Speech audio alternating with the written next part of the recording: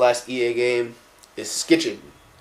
This is just like Road Rash, but on rollerblades, and I liked it a lot because I used to rollerblade a lot when I was a kid. You just kind of race. Skitching, if you don't know what it is if you're on a bike or skateboard or roller skates, rollerblades, is when you grab the back of a car and hold on for a ride.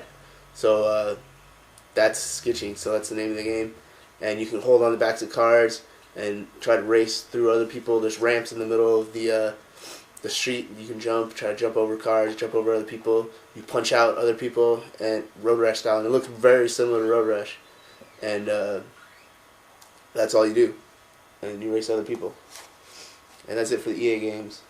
I will go to my first bin of games here.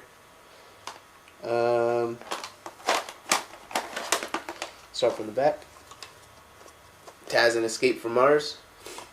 This is a fun game. It's really good graphics, really cool animation, and you're kind of a Tasmanian devil here, and it's cool. You can come in. There's my roommate. He's trying to walk by, not disturb my video. It's all good.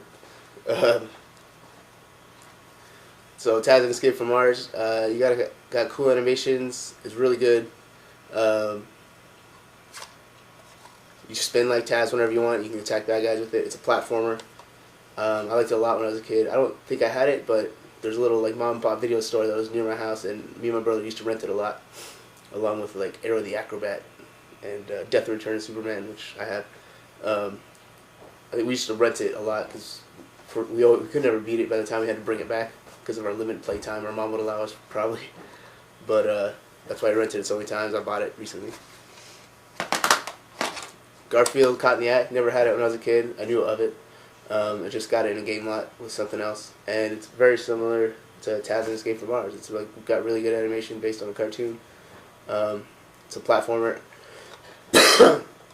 Each level is like a movie based. There's like a Halloween type level, and Odie is the boss of every level, I think, as if I remember correctly. And like Odie's a vampire in the Halloween level. There's like a detective, like film noir, black and white level. And Garfield's got a different costume each level, I think. Like he's got like Castlevania, like Dragon or Dracula Slayer costume in the Halloween one, and like a detective costume in the film noir level. It's pretty fun. Kid Chameleon. If you own a Sega, if you like Sega, you don't know what this is. You should. It's a very good platformer. It's got tons of levels. What you do is you go and jump on bad guys, Mario style. And then you collect these helmets. Each helmet gives you a different power. Like there's a samurai helmet and you get a sword. There's a rhinoceros-like helmet, skull helmet, and you can run through walls. Awesome platformer. Oops, accidentally threw that one. Light Crusader, haven't played it much. I just saw it at a used record store for like $3. There's the price tag right there. That's how I know that. Didn't know about it when I was a kid. It's kind of an action RPG. It's got an isometric, weird 3D view, but it's pretty good. Decap Attack. One of my best friends named PJ had this when I was a kid, and we used to play it a lot when we spent the night at his house. Just good times playing this all night. It's a platformer. It's real funny. You don't have a head. Actually, you can get a head. It's like a power-up, and then use it to throw at bad guys. But there's a head kind of in your stomach where your face is, and it like extends out, and that's how you kill most bad guys. Awesome game. Ren and Stimpy, based on the Nicktoons cartoon, Ren and Stimpy. Sorry, there's a sticker over it. It's really hilarious game. You play with two people on the screen all the time, kind of like Tails. Even if you're playing one player on Sonic, like Tails is always there. So it doesn't disappear as much as Tails when you run off screen. And if it does disappear, Powder Toast Man flies in and brings him back. You play as Ren or Stimpy. You can switch on the fly. And they have like team attacks. Like Stimpy would pick up Ren, throw him across the screen. That's like his primary attack when you're playing as Stimpy. If you're Ren, he picks up Stimpy and squeezes him, and he spits out like a hairball. And that's like Ren's primary attack if you're playing as Ren. You do a lot of things to jump high. Like if you're Ren, you like jump off Stimpy's head or something to jump higher. And so there's all these team attacks you do, and then there's one attack, like if you press like up and A, that doesn't do anything. It's only for fun. And if you're Stimpy, he gives Ren a big hug, and Ren burps or something. And if you're Ren, you can go and you press up and A, and he goes, "You stupid idiot," and slaps Stimpy for no reason. Like it doesn't serve any purpose in the game other than be hilarious. So if you're playing 2-player, one's controlling Ren, one's controlling Stimpy, and Stimpy gets too close to Ren, like you just slap him, and it's hilarious. You and your friend playing on the couch, and you're just like, "Oh, stupid idiot!" Clank. So this game's hilarious. It's a really good platformer. Really short though. Teenage Mutant Ninja Turtles Hyperstone Heist. It's the inferior version of Turtles in Time from Super Nintendo. They're both really good games, but Turtles in Time is just the best Ninja Turtles game there is on SNES, and I was jealous. I didn't have an SNES when I was a kid, but my cousin did, and we used to play it all the time there.